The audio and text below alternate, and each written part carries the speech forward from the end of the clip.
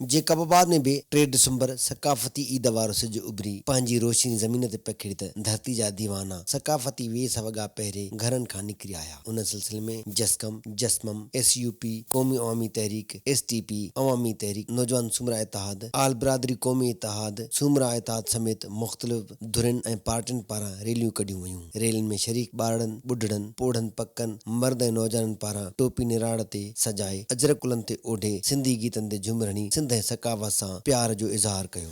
अॼु असां सिंधियुनि जी सकावत जो ॾींहुं आहे। सिंध में हिंद में सजनी दोस्तनि संगत साथियुनि खे पिरी प्यारनि खे असां मुबारक ॾियूं था। दुनिया में अॼु असांखे ॿुधो थो वञे, ॾिठो थो वञे ऐं असांजी सिंधी क़ौम जो खे जेको आहे तव्हां हिकिड़ो नओं ज़िंदा जेको आहे रूह फूकियो। सिंध में अहिड़ा वाक़िया हज़ारे आहिनि ऐं असां चवंदासीं जेको जेकाबाद में थियो ऐं उन खां अलावा जेके फातिमा पुरड़ो वारो थियो असां उन जी मज़म्मत कयूं था ऐं असां आला ऑफिसरनि खे जेके वेठल आहिनि उन्हनि खां अॼोके ॾियार ते मुतालबो कयूं था सिंध सां ऐं सिंध जी नियाणियुनि सां इंसाफ़ कयो वञे। सिंधी क़ौम हर साल ईद जा मल्हाईंदा आहियूं।